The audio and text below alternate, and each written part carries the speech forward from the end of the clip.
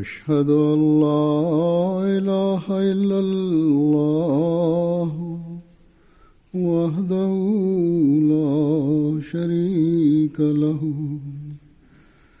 وأشهد أن محمدا عبده ورسوله أما بعد فأعوذ بالله من الشيطان الرجيم بسم الله الرحمن الرحيم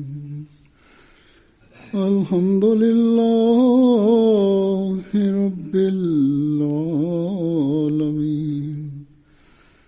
الرحمن الرحيم مالك يوم الدين إياك نعبد وإياك نستعين اهدنا الصراط المستقيم صراط الذين أنعمت عليهم غير المغضوب عليهم ولا الضالين.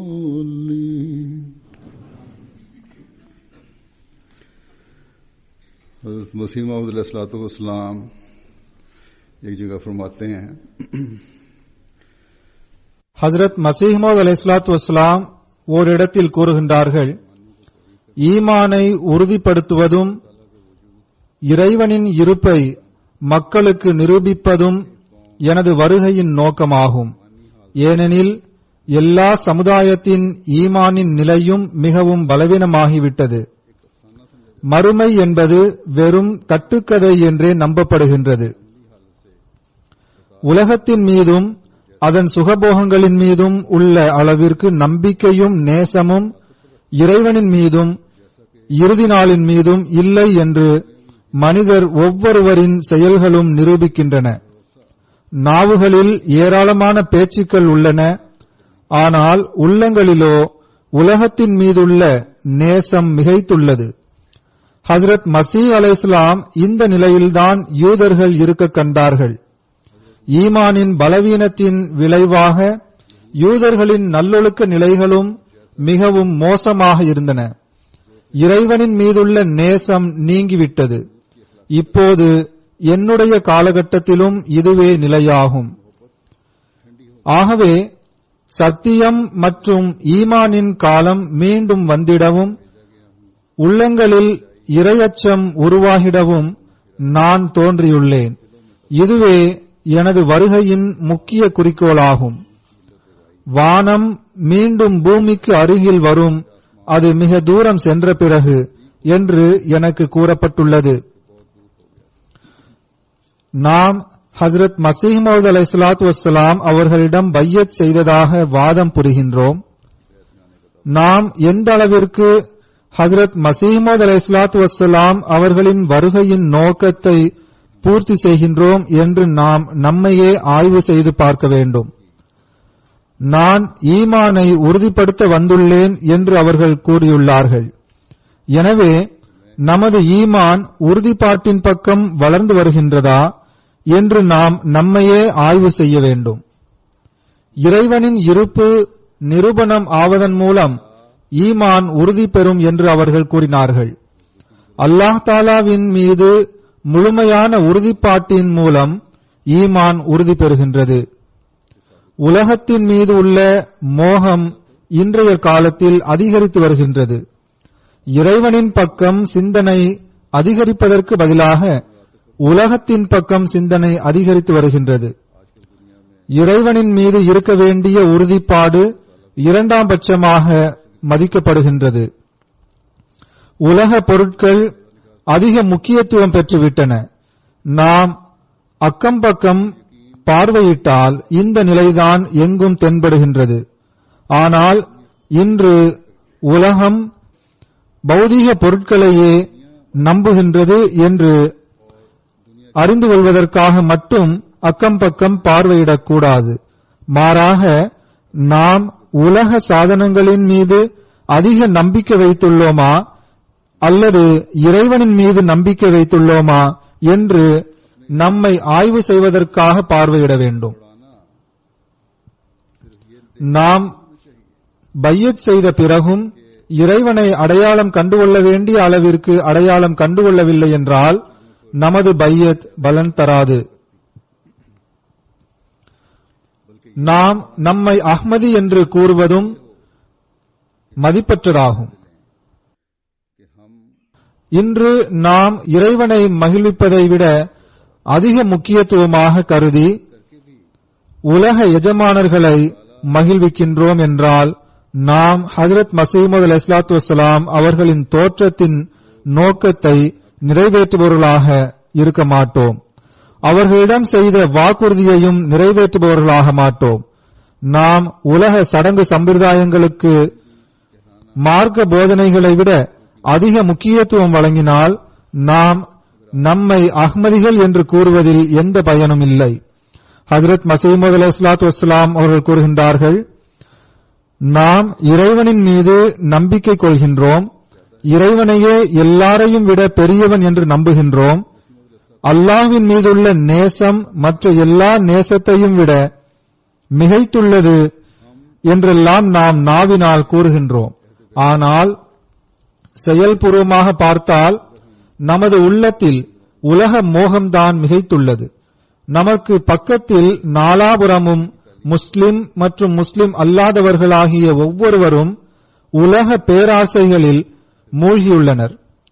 உலகத்தின் கேளிக்கைகளும் வெட்கக்கேடுகளும் இறைவனை நினைவு கூறுவதை பின்னால் தள்ளிவிட்டன. முஸ்லிம்களுக்கு ஐவேளை தொழுகைக்கான கட்டளை உள்ளது. அல்லாஹ் தாலாவின் விருப்பம் மற்றும் அன்பின் காரணமாக இந்த இறை வணக்கத்தின் கட்டளை உள்ளது.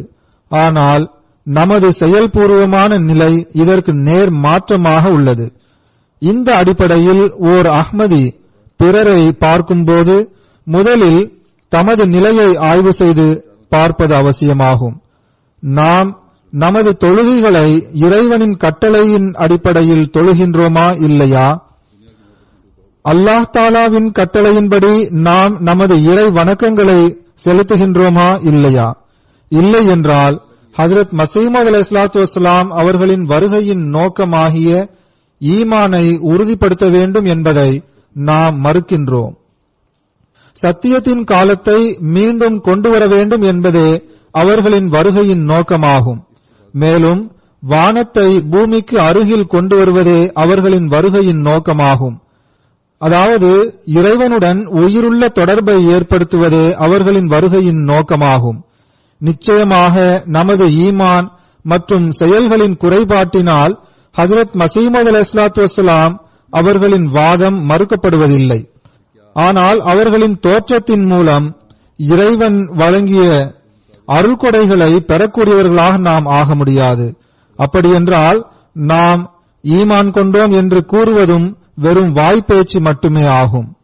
ஆகவே ஒருவர் மற்றவரை பார்த்து அவருடைய ஈமானின் நிலை எப்படி இருக்கின்றது, அவருடைய செயல்களின் நிலை எவ்வாறு உள்ளது, அதில் என்ன பலவீனங்கள் உள்ளன என்று ஆராய்வதற்கு பதிலாக ஒவ்வொரு அஹ்மதியும் தன்னை தானே ஆய்வு செய்து பார்க்க வேண்டும். அவர் தாம் என்ன செய்கின்றோம் என்றும் எந்த அளவு பையத் நிபந்தனைகளை பூர்த்தி செய்கின்றோம் என்றும் எந்த அளவு ஹஜ்ரத் மஸீஹ் மவ்ஊத் அலைஹிஸ்ஸலாத்து வஸ்ஸலாம் அவர்களின் குறிக்கோளை நிறைவேற்றுகின்றோம் என்றும் எந்த அளவிற்கு நல்ல காரியங்களை செய்ய முயற்சி செய்து வருகின்றோம் என்றும் எந்த அளவு நமது நல்லொழுக்க நிலைகளை சீர்திருத்துகிறோம் என்றும் நான் உலகத்தை விட மார்க்கத்திற்கு அதிக முன்னுரிமை வழங்குவேன் என்று தான் செய்த வாக்குறுதியை எந்த அளவிற்கு நிறைவேற்றுகின்றோம் என்றும் ஆய்வு செய்து பார்க்க வேண்டும்.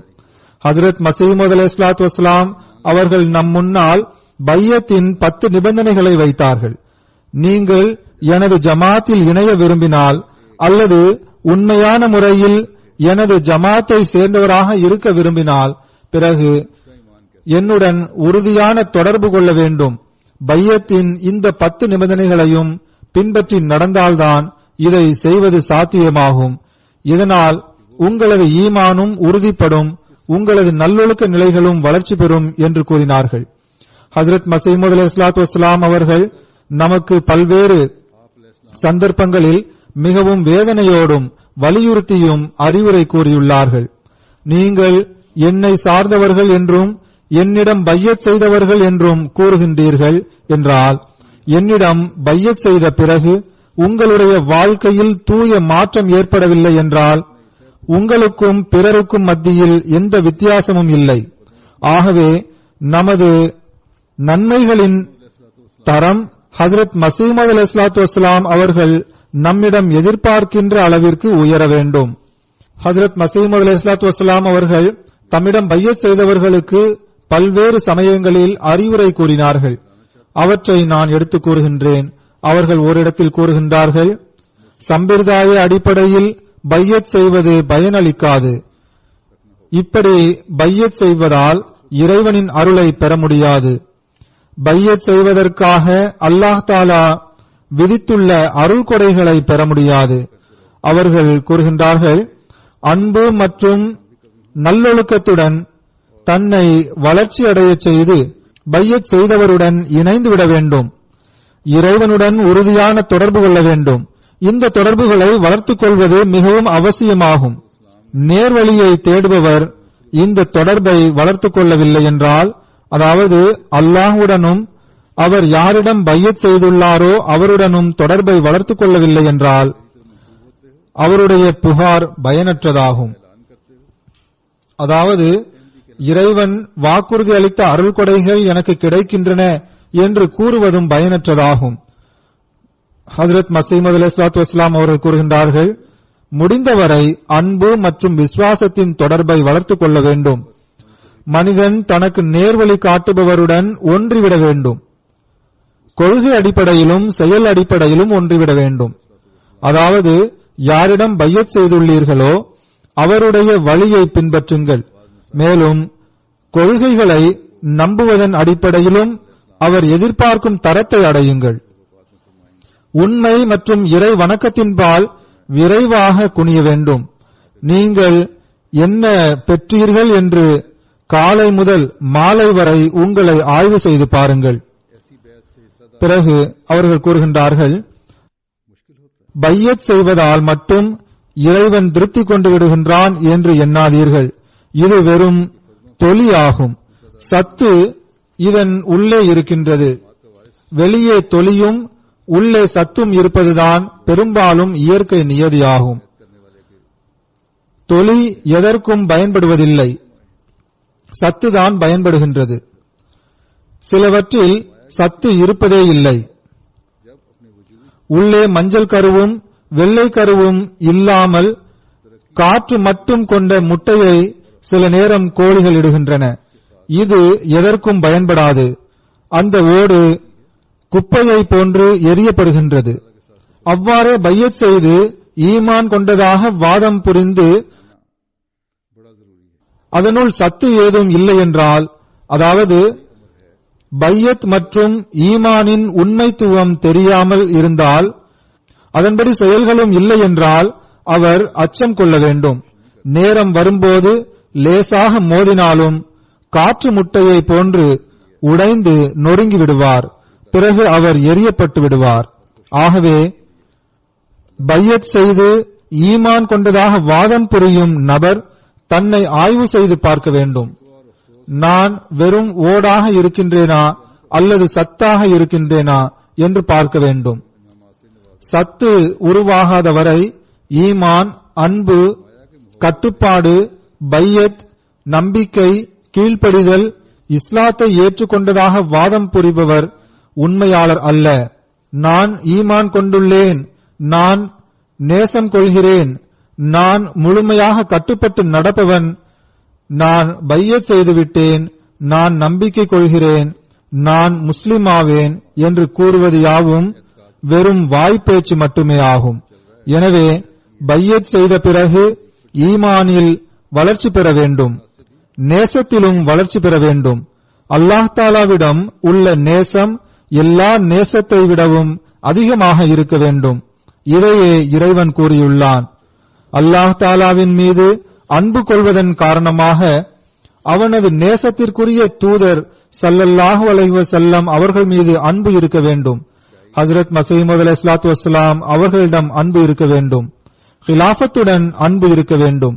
மேலும் பரஸ்பரம் ஒருவருடன் ஒருவர் அன்பாக இருக்க வேண்டும்.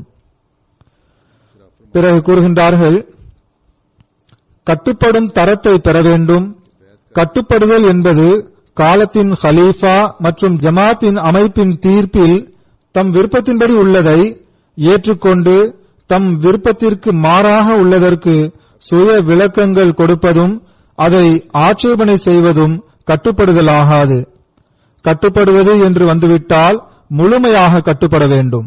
ஆகவே பையத்திற்கான வாதம், நம்பிக்கை கொண்டதற்கான வாதம், முஸ்லிம் ஆவதற்கான வாதம் எப்போது உண்மையான வாதமாகும் என்றால், இன்று பையத் செய்ததற்கு பிறகு என்னுடையது ஏதும் இல்லை, மாறாக எல்லாம் இறைவனுடையதாகிவிட்டது என்று அறிவிக்க வேண்டும்.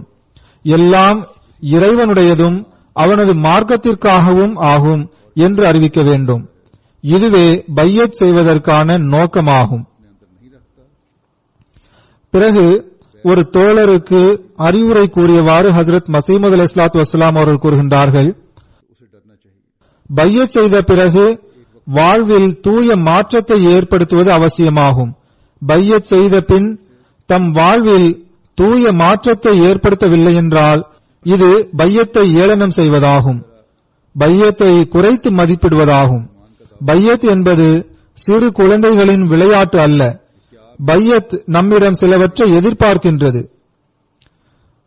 தம் முந்தைய வாழ்வில் மரணத்தை ஏற்படுத்துபவரே உண்மையில் பையத் செய்தவராவார். பையத் செய்வதால் ஒரு புதிய வாழ்வு பிறக்கின்றது. ஒவ்வொரு செயலிலும் மாற்றத்தை ஏற்படுத்த வேண்டும். அல்லாஹ்வின் அருளால் இன்றும் ஹஜ்ரத் மஸீஹ் மவ்ஊத் அலைஹிஸ்ஸலாத்து வஸ்ஸலாம் அவர்களுக்கு இறைவன் தூய மக்களை வழங்குகின்றான். அவர்கள் தம்மில் தூய மாற்றத்தை ஏற்படுத்துகின்றனர். அவர்களின் இந்த தூய மாற்றங்களை அந்நியர்களும் ஏற்றுக்கொள்கின்றனர். புர்கினா ஃபாசோவின் நமது ஒரு முபல்லிக் எழுதுகின்றார்கள், ஒருமுறை தீனியா என்ற ஊருக்கு சுற்றுப்பயணம் சென்றார்கள். இந்த ஜமாத் மாலியின் எல்லையில் அமைந்துள்ளது. இங்கு ஜமாத்திற்கு அதிக எதிர்ப்பு இருந்து வருகின்றது. ஏனெனில் அங்கும் வஹாபிகளின் ஆதிக்கம் அதிகமாக உள்ளது. அங்குள்ள ஒரு பள்ளிவாசலின் இமாம் இஸ்ராகு யாக்கூபு சாஹிப் கூறுகின்றார், இவர் பாகிஸ்தானிய மௌலவிகளைப் போன்று உண்மையை மறுப்பவர் இல்லை. குறைந்தபட்சம் இவரிடம் இந்த நன்மை இருக்கின்றது. அதாவது அவர் கூறுகின்றார், எதிர்த்து வந்த போதிலும் நாம் ஒன்றை ஏற்றுக்கொள்கின்றோம். இந்த ஊரில் 3 சிறந்த முஸ்லிம்கள் உள்ளனர். இந்த மூவரும் நமக்கு நல்ல முன்மாதிரி ஆவார்கள். இந்த 3 நபர்களும் ஜமாத்தே அஹ்மதியாவை சேர்ந்தவர்களாவார்கள் என்று கூறுகின்றார். இவ்வாறு இறைவன் எதிரிகள் கூட இவ்வாறு சொல்வதை தவிர்க்க முடியாததாக ஆக்கிவிட்டான். அல்லாஹ்வின் அருளால் ஜமாத்தை சேர்ந்தவுடன் மக்களிடம் உண்மையான மற்றும் தூய்மையான மாற்றம் ஏற்படுகின்றது. இதுவே பையத்தின் உண்மைத்துவத்தை புரிந்து பையத் செய்பவர்கள் பிறருக்கு நல்ல முன்னுதாரணமாக ஆகிவிடுகின்றனர். இந்த முன்மாதிரிதான் பிறகு தப்லீகிற்கான வழியை திறக்கின்றது. தப்லீக் மைதானத்தை விரிவடைய செய்ய வேண்டுமென்றால் உங்களில் ஒவ்வொருவரும் யார் எங்கிருந்தாலும் இந்த நாட்டின் ஒவ்வொரு மூலையிலும் மக்களின் கவனம் உங்களை நோக்கி திரும்பும் அளவிற்கு உங்களுடைய முன்மாதிரியை நிலைநாட்டி காட்ட வேண்டும். இதன் விளைவாக பின்னர் தப்லீகிற்கான மைதானம் திறக்கும். ஹஜ்ரத் மஸீஹ் மவ்ஊத் அலைஹிஸ்ஸலாத்து வஸ்ஸலாம் அவர்கள் கூறியது போன்று அவர்கள் தாம் எதிர்பார்த்ததன்படி உயர்ந்த முன்மாதிரியின் தரத்தை நிலைநாட்ட வேண்டும். ஓர் உண்மையான அஹ்மதியின் தரத்தை எடுத்துரைத்தவாறு ஹஜ்ரத் மஸீஹ் மவ்ஊத் அலைஹிஸ்ஸலாத்து வஸ்ஸலாம் ஓரிடத்தில் கூறுகின்றார்கள், வானவர்களும் மனிதனை கட்டித்தழுவும் அளவிற்கான உயர்ந்த தரத்தை அடைய வேண்டும். நம்மிடம் பையத் செய்வதால் ஒவ்வொரு அஹ்மதியிடமும் இந்த நிலை ஏற்பட வேண்டும். அதாவது இறைவனின் அச்சமும் மகத்துவமும் வல்லமையும் எப்போதும் உள்ளத்தில் நிலைத்திருக்க வேண்டும். இதனால் பாவங்கள் விலகிவிடும். பிறகு அவர்கள் கூறுகின்றார்கள், உலகவாதிகளைப் போன்று நீங்கள் நடந்து கொண்டால் நீங்கள் எனது கையில் பையத் செய்ததற்கு எந்த பயனும் இல்லை. எனது கையில் தௌபா செய்வது ஒரு மரணத்தை எதிர்பார்க்கின்றது. இதனால் நீங்கள் புதிய வாழ்வில் மறுபடியும் ஒரு பிறப்பை பெற வேண்டும். உள்ளத்தால் பையத் செய்யவில்லை என்றால் இதற்கு எந்த பயனும் இல்லை. எனது பையத்திலிருந்து இறைவன் உள்ளத்தால் ஒப்புக்கொள்ள வேண்டும் என்று விரும்புகின்றான். எனவே உண்மையான உள்ளத்துடன் என்னை ஏற்றுக்கொள்பவரை பாவங்களை மன்னிப்பவனும் கருணையாளனும் ஆகிய இறைவன் அவரை நிச்சயமாக மன்னித்து விடுகின்றான். இதனால் அவர் தன் தாயின் வயிற்றில் பிறந்தது போன்று ஆகிவிடுகின்றார். அப்போது வானவர்கள் அவரை பாதுகாக்கின்றனர். தௌபாவின் இந்த தரத்தை நம்மில் ஒவ்வொருவரும் தம்மில் உருவாக்கிவிட முயற்சி செய்ய வேண்டும். பிறகு அவர்கள் கூறுகின்றார்கள், இந்த ஜமாத்தில் இணைந்து உங்களுடைய தன்மை தனிப்பட்டதாக ஆகிவிட வேண்டும். நீங்கள் ஒரு புதிய வாழ்க்கையை வாழ்பவர்களாக ஆகிவிட வேண்டும். முன்பு இருந்ததைப் போன்று இருக்காதீர்கள். இன்னொரு இடத்தில் அவர்கள் கூறுகின்றார்கள், பையத்தின் உண்மைத்துவத்தை புரிந்து கொள்ள வேண்டும், அதன்படி வழி நடக்க வேண்டும். பையத் செய்தவர் தன்னில் தூய மாற்றத்தை ஏற்படுத்துவதும் தன் உள்ளத்தில் இறை அச்சத்தை ஏற்படுத்துவதும் பையத்தின் உண்மைத்துவமாகும். உண்மையான நோக்கத்தை தெரிந்து கொண்டு தன் வாழ்வில் ஒரு தூய முன்மாதிரியை செய்து காட்ட வேண்டும். இது இல்லை என்றால் பையத்தின் மூலம் எந்த பயனும் கிடையாது. மாறாக இந்த பையத் அவருக்கு இன்னும் தண்டனைக்கு காரணமாக அமைந்துவிடும். ஏனென்றால் உடன்படிக்கை செய்துவிட்டு வேண்டுமென்றே நன்றாக புரிந்து கொண்டு நிராகரிப்பது மிகவும் அபாயகரமானதாகும். பிறகு ஒரு இடத்தில் அவர்கள் கூறுகின்றார்கள், பையத் செய்வதன் அர்த்தம் பையத்தின் தத்துவத்தை புரிந்து கொள்வதே ஆகும். ஒருவர் கை மீது கை வைத்து நேரடியாக வந்து பையத் செய்கின்றார், அதன் குறிக்கோளை அவர் அறிந்து கொள்ளவில்லை என்றால் அது பயனற்றதாகும். இறைவனின் பார்வையில் இதற்கு எந்த மதிப்பும் இல்லை. ஆனால் இன்னொருவர் ஆயிரக்கணக்கான மைல்களுக்கு அப்பால் உட்கார்ந்து கொண்டு உண்மையான உள்ளத்துடன் பையத்தின் தத்துவத்தை புரிந்து கொண்டு அதன் குறிக்கோளையும் ஏற்றுக்கொண்டு பையத் செய்கின்றார். மேலும் அந்த உடன்படிக்கையின்படி செயல்பட்டு வருகின்றார். அதன்படி தனது செயல்களை சீர்திருத்துகின்றார் என்றால் நேரடியாக வந்து கையில் பையத் செய்துவிட்டு பையத்தின்படி செயல்படாத மனிதரை விட 1000 மடங்கு சிறந்தவராவார். ஆகவே பையத்தின் உண்மைத்துவம் இதுவாகும்.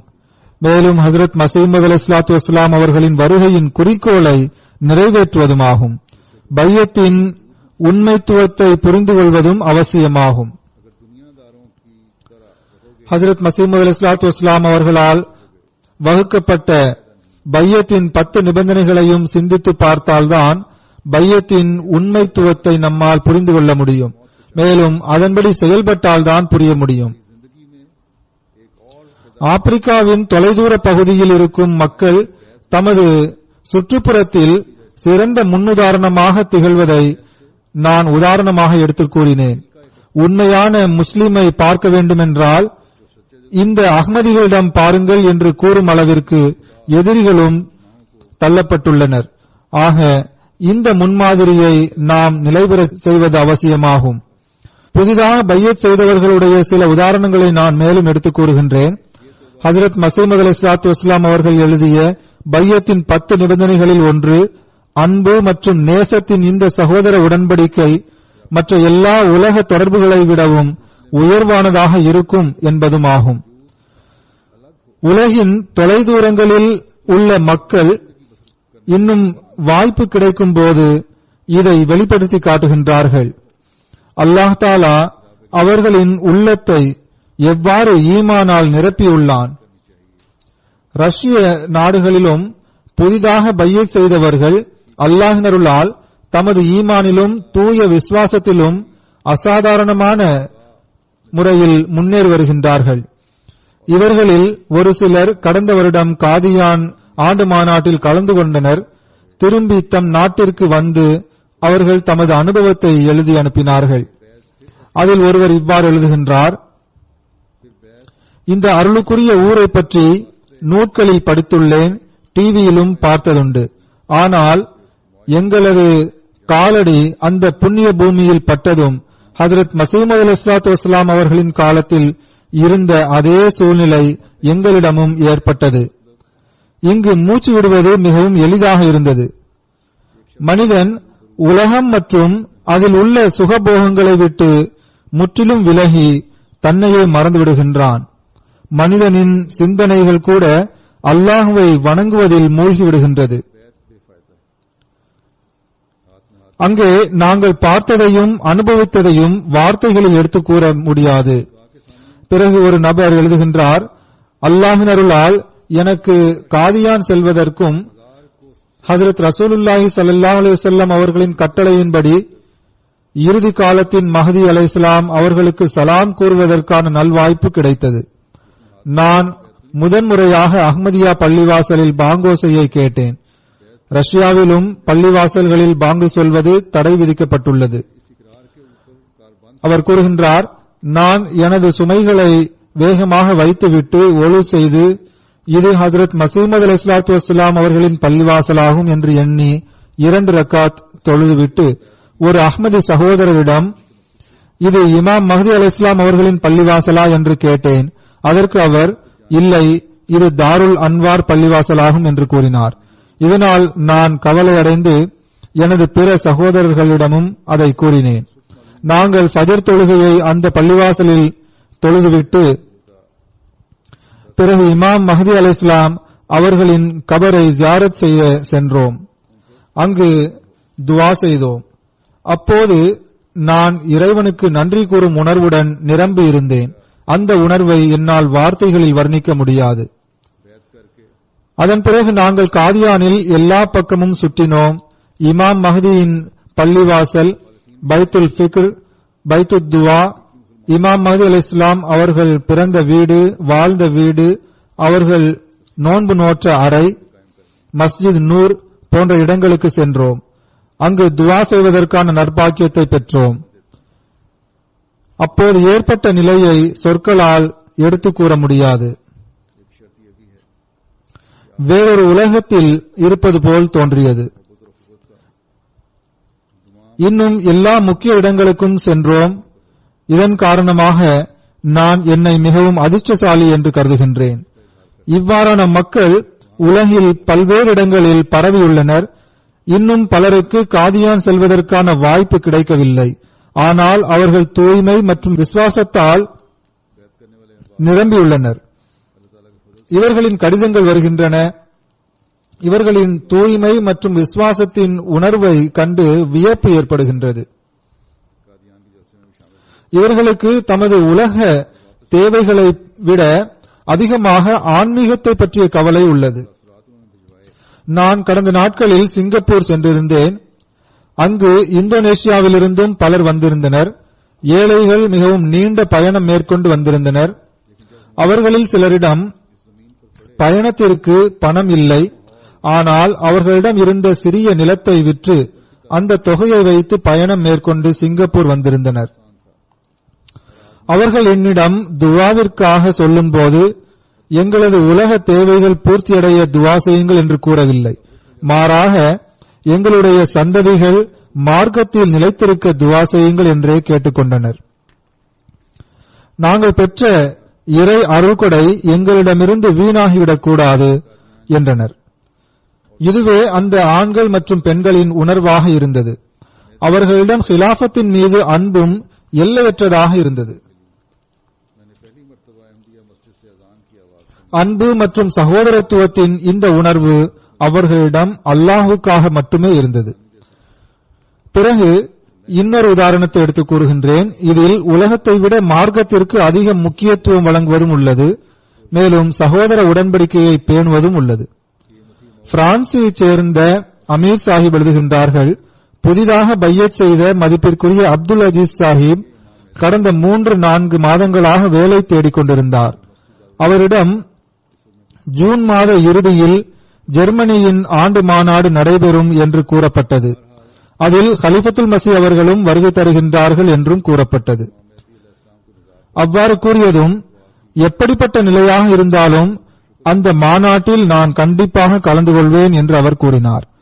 கலிஃபத்துல் மஸீஹை சந்திக்க வேண்டும் என்று பெரிதும் விருப்பப்பட்டார்.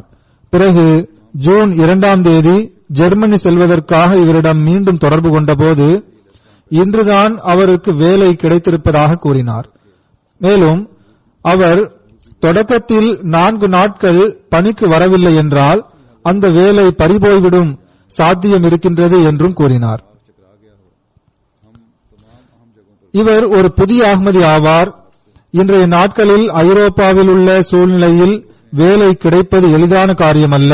லட்சக்கணக்கானோர் வேலையின்றி தவிக்கின்றனர். ஆனால் இருந்தபோதிலும் இவர் எப்படிப்பட்ட நிலையிலும் கண்டிப்பாக ஜெர்மனி ஆண்டு மாநாட்டிற்கு செல்வேன் என்று கூறினார்.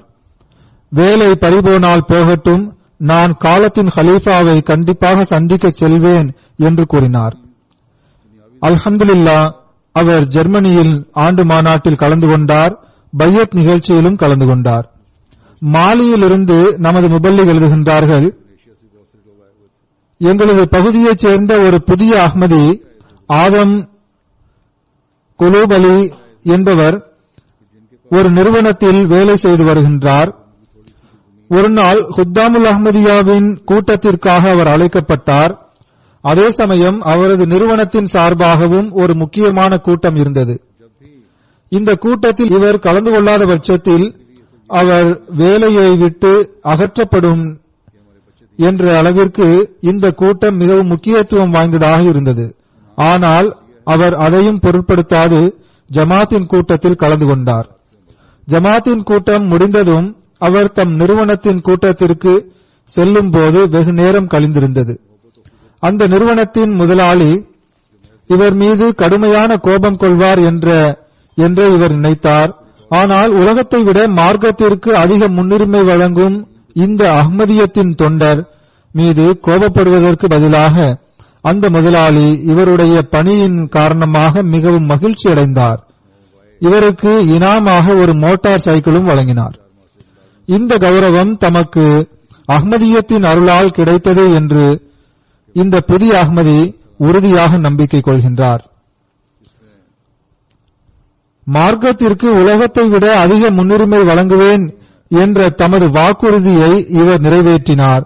இதனால் அல்லாஹ் தாலாவும் அதிகமாக இவருக்கு வழங்கினான். இங்கும் சிலர் ஆண்டு மாநாட்டில் என்னை சந்தித்தனர். இவர்களில் ஓரிருவரை எனக்கு தெரியும். இவர்கள் ஃபிஜியைச் சேர்ந்தவர்கள். இவர்களுக்கு புதிதாக வேலை கிடைத்திருந்தது.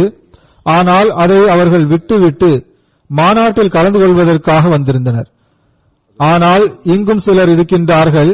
அவர்கள் தமது பணிகளின் காரணமாகவும் அல்லது வேறு ஏதேனும் காரணத்தாலும் மாநாட்டில் கலந்து கொள்ளவில்லை.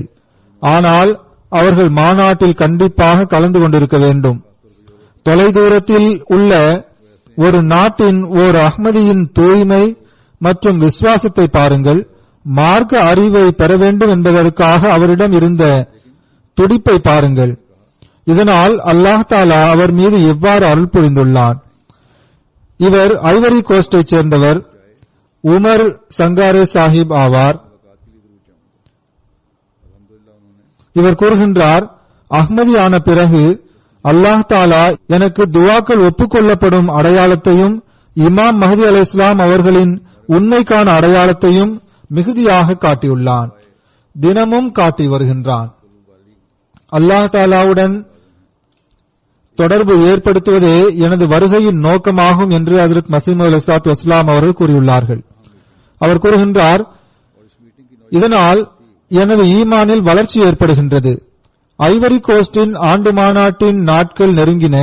மாநாட்டில் கலந்து கொள்வதற்காக என்னிடம் பயணம் மேற்கொள்வதற்கு பண வசதி இல்லை.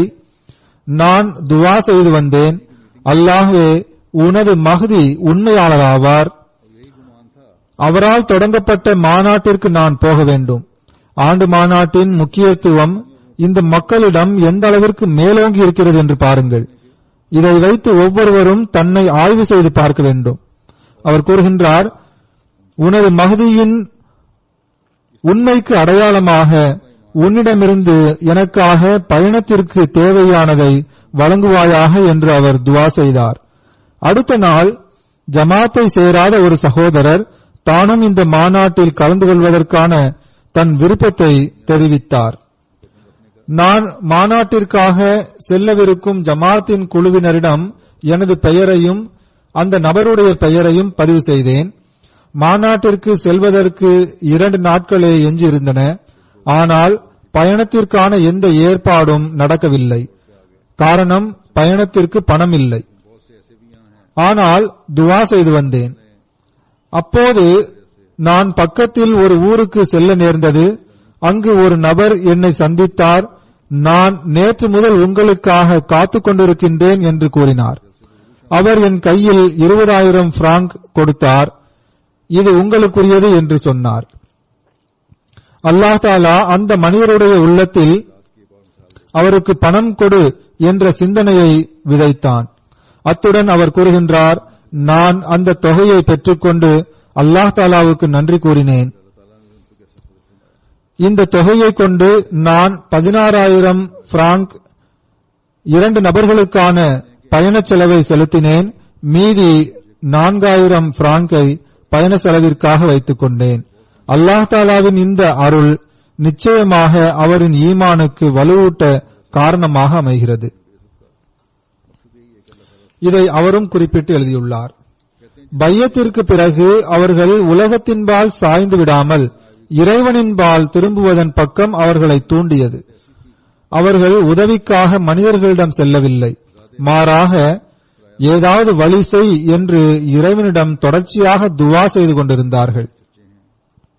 இதனால் அல்லாஹ் தஆலா அவருடைய துவாவை ஏற்றுக்கொண்டான். அவருடைய விருப்பத்தையும் நிறைவேற்றினான். ஆகவே இவ்வாறு ஈமானால் உள்ளம் நிரம்பியுள்ள இந்த மக்களிடம் எவ்வாறு சந்தேகத்தை ஏற்படுத்த முடியும்? நவுதுபில்லா, அஹ்மதியத் பொய் என்றும் இறைவன் இல்லை என்றும் எவ்வாறு கூற முடியும்? இவர்களோ ஈமானில் இன்னும் உறுதியாகிக் கொண்டே செல்கின்றனர். இந்த சம்பவங்களை அவர்கள் தம் சந்ததிகளிடம் கூறும்போது அவர்களின் ஈமானிலும் உறுதிப்பாடு ஏற்படும். ஹஜ்ரத் மஸீஹ் அலைஹிஸ்ஸலாத்து வஸ்ஸலாம் அவர்கள் அஹ்மதிகளிடம் தூய மாற்றத்தை உங்களிடம் ஏற்படுத்துங்கள், அல்லாஹ் மற்றும் அவனது தூதரின் கட்டளைகளின்படி செயல்படுங்கள், அப்போதுதான் உங்களுடைய ஈமானை பற்றி உங்களுக்கு சரியாக தெரியும் என்று அறிவுரை கூறினார்கள். ஐரோப்பாவில் வசிக்கும் ஒரு அஹ்மதி குமரி பெண்ணின் சம்பவத்தை எடுத்துக் கூறுகின்றேன்.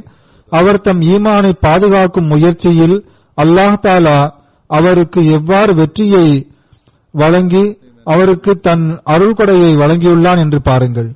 சுவிட்சர்லாந்தை சேர்ந்த நமது முபல்லிக் இன்சார்ஜ் எழுதுகின்றார், ஜமாத்தின் ஒரு குமரி பெண் தொழில் சார்ந்த கல்வி பயின்று வந்தால்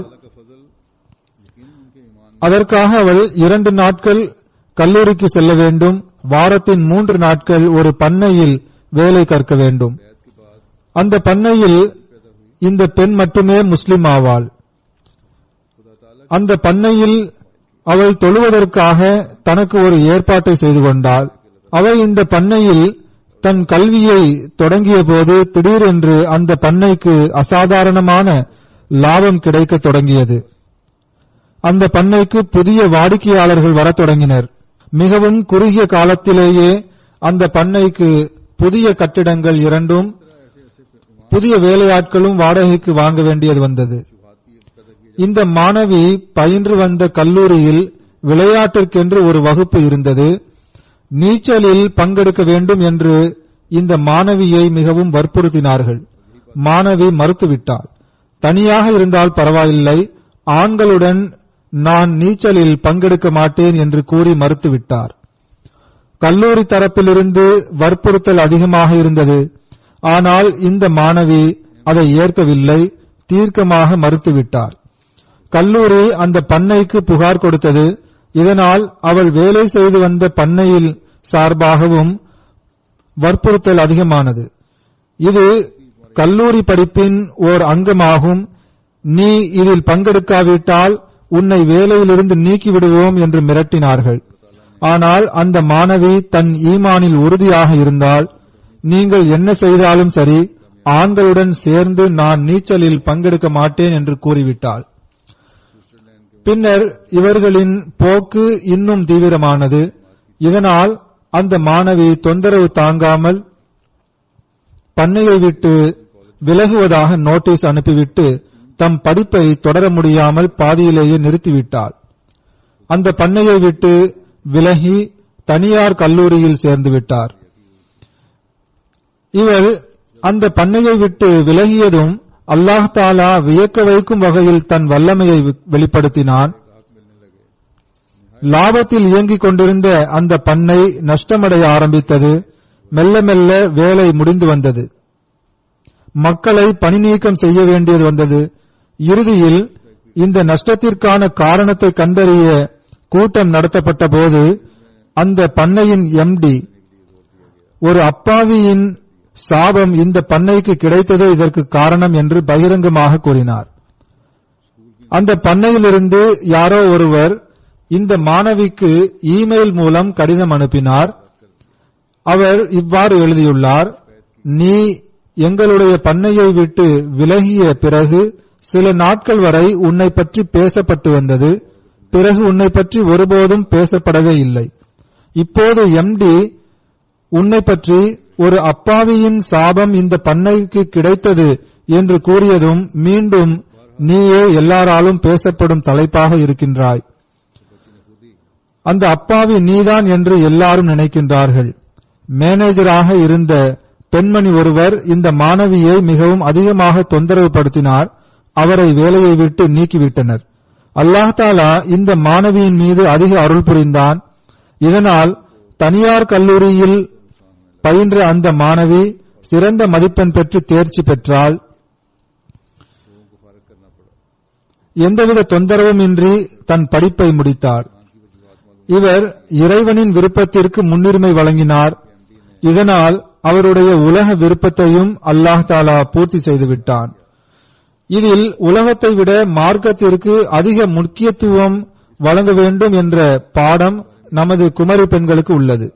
அல்லாஹ் தாலாவின் விருப்பத்திற்கு முக்கியத்துவம் வழங்குங்கள். இதனால் அல்லாஹ் தாலா அருள் புரிவான். இங்குள்ள எல்லா விதிமுறைகளையும் பின்பற்ற வேண்டும் என்பது கட்டாயமில்லை.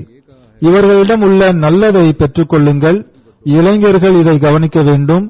இவர்களிடம் உள்ள தீமைகளிலிருந்து விலகி இருக்க முயற்சி செய்யுங்கள். நீந்துவது குமரி பெண்களுக்கு தடை அல்ல. ஆனால் பெண்கள் பெண்களுடன் நீந்த வேண்டும். நீச்சல் பழகுவது நல்ல விஷயம். எல்லாருக்கும் நீச்சல் தெரிந்திருக்க வேண்டும். இன்றைய நாட்களில் பெண்கள் நீந்துவது தொடர்பாக பேசப்படுகின்றது. ஆனால் எங்கள் தந்தை வழி பாட்டியார் என்னிடம் கூறுவார்கள், அந்த காலத்தில் நீச்சல் குளம் கிடையாது, வாய்க்காலுக்கு சென்று நீந்துவார்கள். அவர்கள் மிகச் சிறந்த நீச்சல் வீராங்கனையாக இருந்தார்கள். 100 வருடங்களுக்கு முன் உள்ள விஷயமாகும் இது. அப்போதே அவர்கள் நன்றாக நீந்துவார்கள். அப்ஸ்ட்ரீம் நீச்சல் மிக நன்றாக நீந்துவார்கள். ஆகவே நமது பெண்கள் நீச்சல் படித்துள்ளனர். நம் பெண்கள் நீச்சல் தெரிந்திருக்க வேண்டும். ஆனால் பெண்களின் நீச்சல் வேளையில் பெண்கள் மட்டுமே இருக்க வேண்டும். அதற்காக நிர்வாகத்திடம் பேசி ஏற்பாடு செய்ய வேண்டும். ஐரோப்பாவில் நான் பார்த்திருக்கின்றேன். இதற்காக முயற்சி செய்து இதில் வெற்றியும் கிடைத்துள்ளது. சயீத் கோவாக்கு சாஹிப் அப்பீல் கோர்ட்டின் நீதிபதியாக நியமிக்கப்பட்டுள்ளார். கானா பார் அசோசியேஷன் இவருக்கு ஒரு பாராட்டு வழங்கினார்கள். அதில் இவ்வாறு எழுதியுள்ளார்கள்: நீங்கள் மனிதர்தான், தவறிழைப்பது சாத்தியமானதாகும். ஆனால் நீங்கள் எந்த வகை ஊழலும் செய்ததில்லை. தீர்ப்பு வழங்கிய பிறகு நன்றி கூறும் விதமாக வழங்கப்படும் அன்பளிப்புகளையும் நீங்கள் ஏற்றுக்கொள்வதில்லை. உங்களுடைய இயல்பில் ஊழல் செய்வதற்கான பண்பே இல்லை.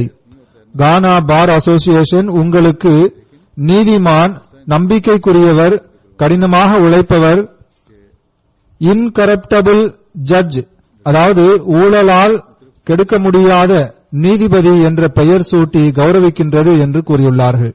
இதுவே ஹஜ்ரத் மஸீஹ் அலைஹிஸ்ஸலாத்து வஸ்ஸலாம் அவர்களிடம் பையத் செய்ததன் பிறகு உண்மையை புரிந்து கொண்டவர்களிடம் ஏற்படும் புரட்சியாகும். ஆனால் பாகிஸ்தானில் உள்ள நீதிபதிகளை பாருங்கள். அவர்கள் ஒரு தீர்ப்பு வழங்குகின்றார்கள், பின்னர் மௌலவிகளுக்கு அஞ்சி அந்த தீர்ப்பை மாற்றுகின்றனர். ஜமாத்திற்கு ஆதரவாக இவ்வாறு பல தீர்ப்புகள் வந்துள்ளன. அநீதி இழைக்கப்பட்ட பிரிவிற்கு ஆதரவாக தீர்ப்பு வழங்கிய பின்னர் உயர் நீதிமன்றம் அல்லது உச்ச நீதிமன்றம் அந்த தீர்ப்பை மாற்றிவிடுகின்றது.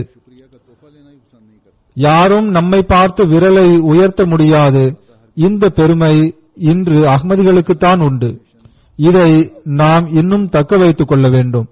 ஹஜ்ரத் மஸீஹ் அலைஹிஸ்ஸலாத்து வஸ்ஸலாம் அவர்களிடம் பையத் உடன்படிக்கை செய்வதில் ஒன்று, இறைவன் வழங்கிய எல்லா ஆற்றல்களை கொண்டு மனித இனத்தின் நன்மைக்காக தொண்டு செய்து வருவேன் என்பதும் ஒன்றாகும்.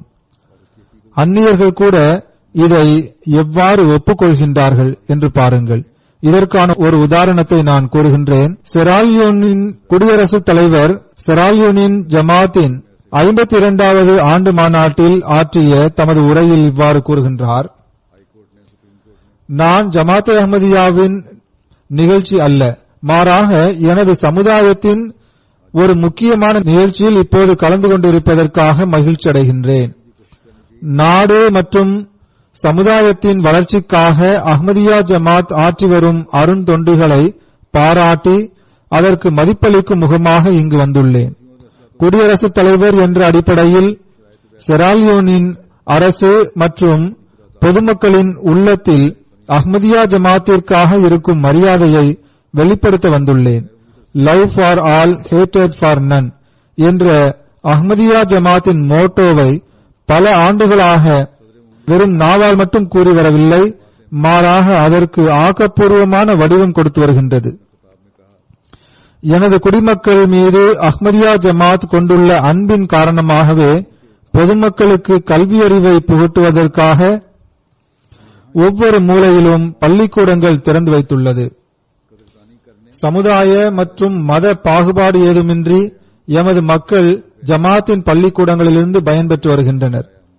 ஹேட்டட் ஃபார் நன் என்பதன் மீது உள்ள செயல்பாட்டு முன்னுதாரணமாக மக்களின் உடல் நலத்தை பாதுகாப்பதற்காக ஜமாத் மருத்துவமனைகளை கட்டி வைத்துள்ளது. எவ்வித பாகுபாடுமின்றி எல்லா வகை மக்களும் இந்த மருத்துவமனைகளிலிருந்து பயன்பெற்று வருகின்றனர். இதுவே ஜமாத்தின் திறந்த மனப்பான்மைக்கு ஒரு ஆதாரமாகும். உங்களுடன் தோளோடு தோள் சேர்த்து செல்ல வேண்டும் என்றும் இந்த நோக்கங்களில் உங்களுக்கு உதவிட வேண்டும் என்று நான் நம்புகின்றேன். குடியரசுத் தலைவர் என்ற அடிப்படையில் நான் இங்கு வந்துள்ளேன். உங்களுடைய இந்த அருந்தொண்டுகளுக்காக உங்களை வாழ்த்தி செல்ல வந்துள்ளேன். மேலும் நீங்கள் செய்து வரும் வெகுநாள் தொண்டுகளால் நானும் என் நாட்டு குடிமக்களும் மிக்க மகிழ்ச்சியாக உள்ளோம். நாங்கள் அஹ்மதியா ஜமாத்திற்கு நன்றி கடமைப்பட்டுள்ளோம்.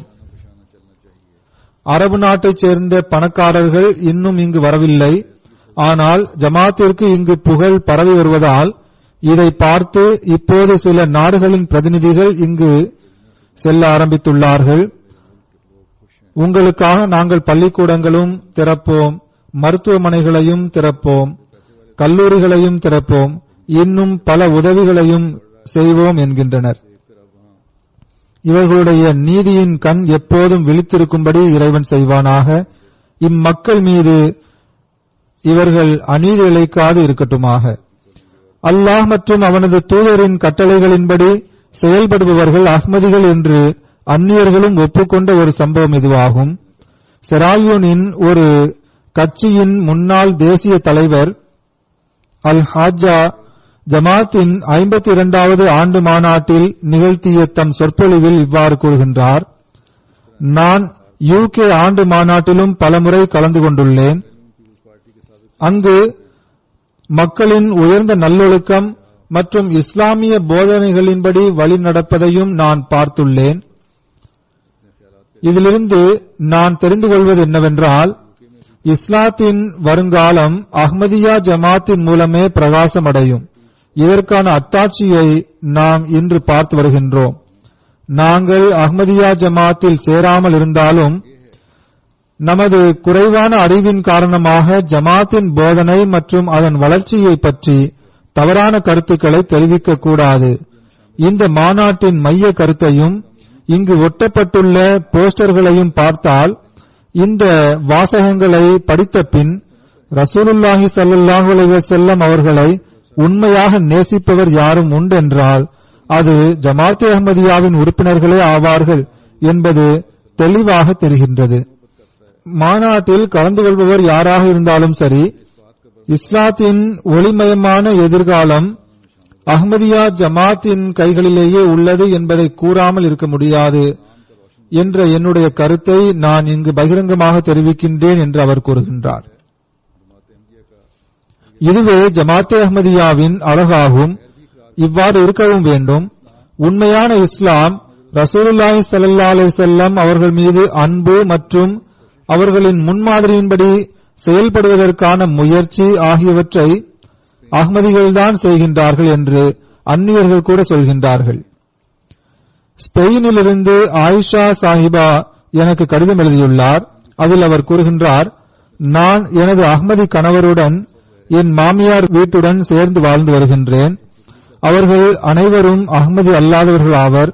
அவர்கள் அனைவரும் கூட்டமாக உட்கார்ந்து கொண்டு புறம் பேசுவார்கள். அப்போது எனக்கு மிகவும் வேதனையாக இருக்கும். அவர்களுடன் சேர்ந்து உட்காருவதை நான் விரும்புவதில்லை. நான் பையத் செய்ததிலிருந்தே ஆண்களிடம் கை குலுக்குவதை விட்டுவிட்டேன். அந்நிய ஆண்களின் கூட்டத்தில் உட்காருவதையும் கைவிட்டுவிட்டேன். இது அவர்களுக்கு தவறாகப்படுகின்றது. என்னிடம் கடினமாக நடந்து கொள்கின்றனர். அந்நிய ஆண்களுடன் கை குலுக்க கூடாது என்று தடை செய்யப்பட்டதாக ஹதீஸிலிருந்து ஆதாரம் கேட்கின்றார்கள். கணவன் மனைவியாகிய நாங்கள் இருவரும் இந்த சூழ்நிலையில் மிகவும் பொறுமையுடன் வாழ்ந்து வருகின்றோம். நாங்கள் சுதந்திரமாக காலத்தின் இமாமின் போதனைகளின்படி வழிநடக்கும் வகையில் எங்களுக்கு தனி வீடு கிடைத்திட துவா செய்யுங்கள் என்று எழுதியுள்ளார். ஆக இம்மக்களிடம் ஏற்படும் மாற்றம் இதுவாகும். எந்த அஹ்மதி பெண்ணும் எதற்காகவும் தாழ்வு மனப்பான்மை உணர்வு கொள்ள வேண்டிய அவசியமில்லை. சில நேரம் ஆண்களுக்கு சலாம் சொல்ல வேண்டிய ஏற்பட்டு விடுகின்றது என்று எண்ண வேண்டாம். ஆண்களிடம் சலாம் சொல்ல வேண்டிய தேவையில்லை. ஆண்களிடம் கை குலுக்குவது தடை செய்யப்பட்டுள்ளது. எனவே கட்டுப்பாட்டுடன் இருக்க வேண்டும். அவ்வாறு ஆண்களும் பெண்களுடன் கை குலுக்க கூடாது. அவ்வாறு கை குலுக்குவது தவறாகும். பெண்களுடன் கை குலுக்குவதை தவிர்த்துக் கொள்ள வேண்டும். அல்லாஹ் தஆலாவின் அருள்களை பெற வேண்டும் என்றால் வெளிப்படையாக பார்க்கும்போது சிறிதாக தெரியும் கட்டளைகளையும் செயல்படுத்த வேண்டும். இந்தியாவில் சட்டியாலா என்ற ஊரில் உள்ள ஜமாத்தைச் சேர்ந்த அஹ்மதி ஒருவர் எழுதுகின்றார். இவர் கோதாவரியின் முபல்லிக் ஆவார். சில தீவிரவாதிகள் நம்முடைய பள்ளிவாசலை தாக்கினார்கள். நமது பள்ளிவாசலை ஆக்கிரமித்தனர். அந்த பள்ளிவாசலை அஹ்மதியா ஜமாத்து கட்டியது. இந்த பள்ளிவாசலில் நாங்கள் இமாமத் செய்வோம். ஆனால் நீங்கள் பள்ளிவாசலுக்கு வந்து தொழ விரும்பினால் தொழ வரலாம் என்று கூறினார்கள். ஆனால் அல்லாஹ் தஆலா அந்த மக்களின் உள்ளத்தில் ஜமாத்திற்காக ரோஷத்தை வைத்திருந்தான். ஜமாத்தைச் சேர்ந்த எந்த ஒரு நபரும் அவருக்கு பின்னால் தொழுவதை விரும்பவில்லை. எல்லாரும் நிராகரித்து விட்டனர். அஹ்மதியத்தில் உறுதிப்பாட்டுடன் இருந்தனர். இது மார்க்கத்திற்காக ரோஷம் கொள்வதின் ஒரு உதாரணமாகும். காலத்தின் இமாமை ஏற்றுக்கொள்ளாதவர் ரசூலுல்லாஹி ஸல்லல்லாஹு அலைஹி வஸல்லம் அவர்களின் முன்மாதிரிக்கு ஏற்ப தோன்றிய இக்காலத்தின் இமாமை ஏற்றுக்கொள்ளாதவரின் பின்னால் நான் எப்படி தொழ முடியும்? காலத்தின் இமாமை நிராகரித்தவரின் பின்னால் நான் எப்படி தொழுவது? நாம் மனிதர்களை அல்ல, மாறாக அல்லாஹ்வை திருப்திப்படுத்த வேண்டும். ஆகவே இதற்காக நாம் விழிப்புடன் இருக்க வேண்டும். பையத்தின் உண்மைத்துவத்தை புரிந்து கொண்டவர்கள் அதிர்ஷ்டசாலிகள் ஆவர். தம்மிடம் தூய மாற்றத்தை ஏற்படுத்தியவர்களும் ஏற்படுத்த முயற்சி செய்பவர்களும் அதிர்ஷ்டசாலிகள் ஆவர். நம்மில் ஒவ்வொருவரும் பையத்தின் உரிமையை நிறைவேற்றுபவர்களாக இருக்க இறைவன் அருள் புரிவானாக. அல்லாஹ் தஆலாவுக்கு நெருக்கமாக நம்மை கொண்டு செல்ல ஹஜ்ரத் மஸீஹ் மவ்ஊத் அலைஹிஸ்ஸலாத்து வஸ்ஸலாம் அவர்களிடம் இருந்த வேதனை உணர்வை புரிந்து கொள்பவர்களாக நம்மை ஆக்குவானாக. அவர்கள் கூறுகின்றார்கள், இந்த போதனைகளை ஒருவருடைய உள்ளத்தில் எட்ட வைப்பது என்னுடைய சக்திக்கு உட்பட்ட பணி அல்ல என்று நான் நன்றாக அறிவேன். என்னுடைய கருத்தை ஒருவருடைய உள்ளத்தில் அமர்த்த எந்த கருவியும் என்னிடம் இல்லை என்பதையும் நான் அறிவேன். பிறகு அவர்கள் கூறுகின்றார்கள், ஆயிரக்கணக்கான மக்கள் அன்பிலும் விசுவாசத்திலும் மிகவும் வளர்ச்சி பெற்றுள்ளனர். ஆனால் சில சமயங்களில் பழைய பழக்க வழக்கங்களின் காரணமாக அல்லது மனித பலவீனத்தின் காரணமாக மார்க்கத்தை விட்டு கவனத்தை குறைத்துவிடும் அளவிற்கு உலக செல்வங்களை சம்பாதித்து விடுகின்றனர். அதாவது அன்பிலும் தூய்மையிலும் மிகவும் வளர்ச்சி பெற்ற மக்கள் உள்ளனர், ஆனால் சில பலவீனங்களை வெளிப்படுத்தி விடுகின்றனர். ஆகவே இந்த பலவீனங்களை போக்கிட முயற்சி செய்ய வேண்டும். ஹஜ்ரத் மஸீஹ் அலைஹிஸ்ஸலாத்து வஸ்ஸலாம் அவர்கள் கூறுகின்றார்கள், மார்க்கத்திற்கு முன்பாக உலக விவகாரங்களை ஒன்றுமற்றதாக கருதும் அளவிற்கு முற்றிலும் தூய்மையாகிவிடுவதே எமது போதனைகளின் நோக்கமாகும். இறைவனிடமிருந்து விலக்கிவிடும் எல்லா வகையான கவனமின்மையும் விலகிவிட வேண்டும். இந்த நிலை ஏற்படாத வரை ஆபத்து விலகுவதில்லை. இது நிம்மதிக்குரிய நிலையும் ஆகாது. எனவே நாம் குறிப்பாக நம்மை ஆய்வு செய்வது அவசியமாகும். நமது நிலைகளை இறைவனின் விருப்பத்திற்கு ஏற்ப அமைத்துக் கொள்வது அவசியமாகும். அல்லாஹ் தஆலா நமக்கு இதற்கான நல்வாய்ப்பை நல்குவானாக.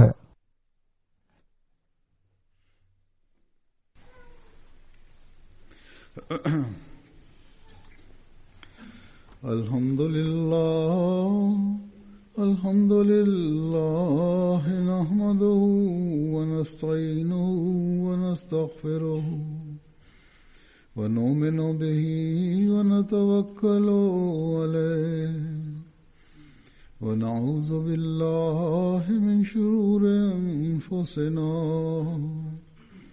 wa min sayyiati a'malina.